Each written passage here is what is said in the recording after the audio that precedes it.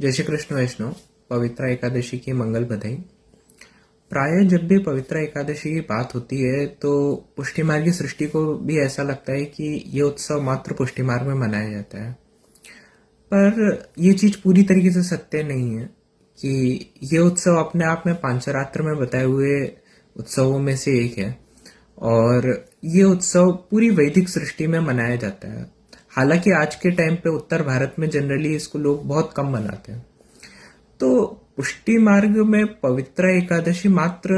इसलिए बड़ा उत्सव नहीं है कि हाँ, ये एक उत्सव के रूप में मनाया जाता है, श्रावण मास में आता है और श्रावण के अधिपति स्वयं नारायण है, मात्र इसलिए उत्सव इतना महत्वपूर्ण नहीं है उसलिए भी महत्वपूर्ण है। पर इस उत्सव की सबसे बड़ी महत्वपूर्णता जो है वो ये है कि आचार्य चरण ने स्वयं किस प्रकार से चिंतातुर होकर एक साधारण जीव किस प्रकार से अपने लिमिटेड जीवन में भगवत शरणागति को प्राप्त करे, उसकी चिंता का उद्धार करने के लिए, उस चिंता से आचार्य चरण को बांटने के लिए स्वयं श्री गोवर्धन धरण प्रभु प्रकट हुए। कहीं ना कहीं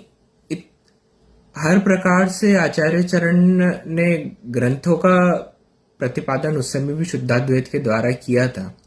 पर कहीं ना कहीं जो एक कमी आचार्य चरण को लगी थी कि इतना कुछ होने के बावजूद जीव तो सहज दोषों से भरा हुआ है कि सारे प्रकार के साहित्य प्रकट कर दो, सारी प्रकार की साधन प्रकट कर दो, पर सारे साधन कहीं ना कहीं जो है वो निष्फल होते हुए लगते हैं जीव के दोष के सामने। उस चिंता के निवारण हेतु स्वयं प्रभु गोवर्धन धरण प्रकट हुए और जिसके फल स्वरूप उस रात्रि को श्री आचार्य चरण को ने अपने आप में ऐसी आचार्य चरण के कौन से गुणों को आज के दिन याद करा जाए जो सर्वोत्तम स्तोत्र में श्री प्रभु चरण ने कहे हैं, अदेय दान दक्षश्च महोदार चरित्रवान गाया जाए या भक्ति मार्गाब्ज मार्तंड गाया जाए, कि आचार्य चरण ने कृपा करके जीव को उस दिन अष्टाक्षर दिया, जीव को उस दिन पंचाक्षर दिया। प्रभु की अनुकंपा से जीव को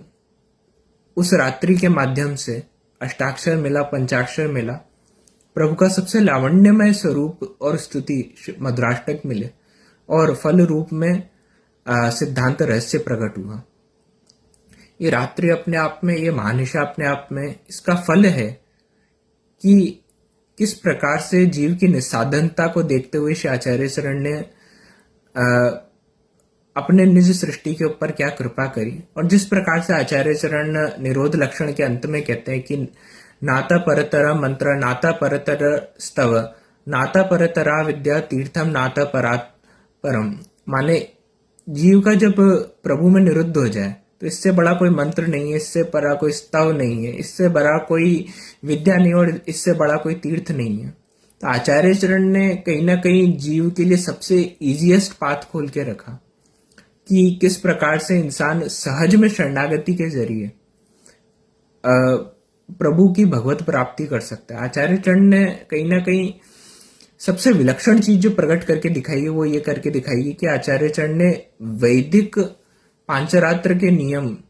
और गोपीजनों को ये भाव को मिक्स करके इस प्रकार का मार्ग सुदृढ़ बनाया है जो कभी भाव में आके कोई फिसले भी नहीं है जिस मार्ग में, और भाव से कभी सूखा भी ना रहे।